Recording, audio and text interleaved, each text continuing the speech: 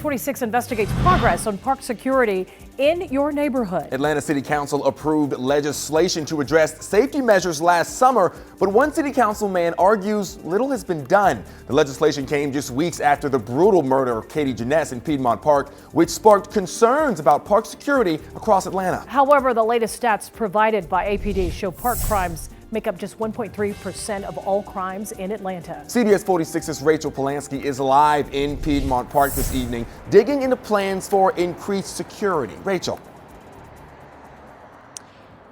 Atlanta City Council tasked APD and Parks and Rec with evaluating, developing, and eventually implementing surveillance cameras at 20 city parks, including here at Piedmont, where a memorial for Katie Jeunesse and her dog Bowie still remains.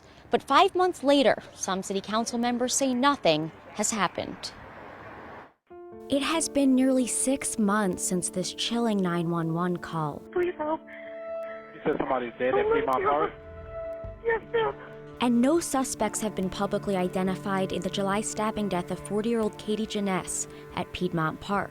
Sir, I'm at the entrance of Piedmont Park.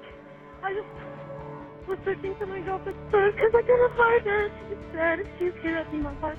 And just a few days earlier, police responded to the shooting death of a 17-year-old, Jakari Dillard at Anderson Park. He was a very selfless person. Like, he put everybody before him. Our CBS 46 investigation started out with a simple request to the Atlanta Police Department, asking for any public documents, including bids or quotes, associated with the installation of surveillance cameras at Piedmont Park. APD told us that we'd have to reach out to Atlanta Department of Parks and Recreation, who told us we'd have to reach out to Piedmont Park Conservancy, a nonprofit that manages the park, who sent us right back to APD. And that's when we decided to reach out to Atlanta City Council to find out who's overseeing this effort. You should not have begun to run around on an open records request from either department. They should have responded because they have done work.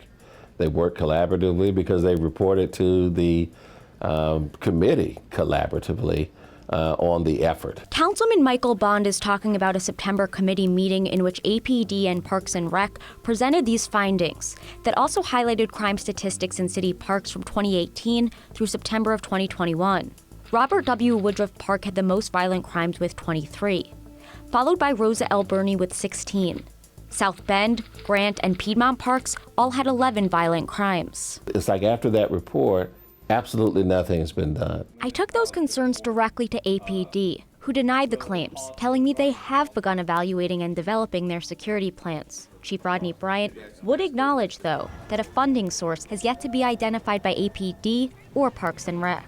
When you're talking about two different departments, when the budget is already set, both of us have to have some conversation. I also questioned him about APD's progress in rehiring retired officers to patrol city parks, another ordinance that was passed by City Council last year. We have a stagnant list of people, and it's just a matter of us addressing that funding and then going back to that list to see if people are still willing to come back and work. Answers that don't sit well with Councilman Bond as the weeks and months pass by. I'm really disappointed that we haven't seen more from both Parks and APD in this specific effort.